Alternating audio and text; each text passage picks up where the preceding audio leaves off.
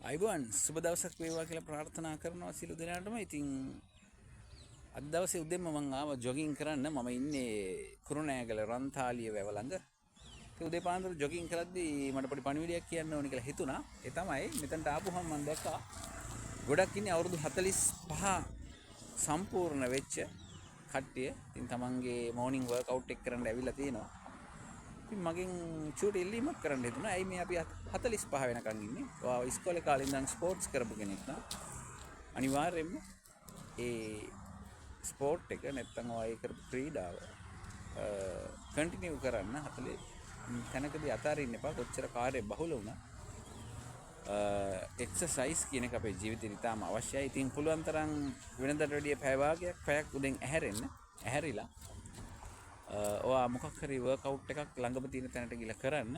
ඒක ජොගින් පාත් එකක් වේවා, ගෙදර වත්ත වේවා, මිදුල වේවා, නැත්නම් ගෙදර පාර වේවා. ඔය ඕන තැනක ඉඳන් කරන්න පුළුවන්. ඒක දුවනවද, ඇවිදිනවද, එහෙම නැත්නම් අපි කාඩියෝ එක්සර්සයිස් ටිකක් කරනවද කියන එක නෙවෙයි, මොකක් හරි දෙයක්. ඒකට හොඳම වෙලාව තමයි මේ උදේ වෙලාව. ඉරු නගින්නත් කලින් පටන් ගත්තොත් මම හිතන්නේ තමන්ගේ සෞඛ්‍යයට හිතකර වෙයි. එතකොට අපිට මේ එන්ජොයි කරන ලයිෆ් එක තව ගොඩක් කල් එන්ජොයි කරන්න පුළුවන්. ඉතින් ඒ පණිවිඩය තමයි මට දෙන්න ඕනේ. ඉතින් නැවත වරක් අපි ලස්සන වීඩියෝ එකකින් හම්බෙමු, පොඩි වීඩියෝ එකකින්. සියලු දෙනාටම සුබ දවසක් වේවා කියලා ප්‍රාර්ථනා කරනවා.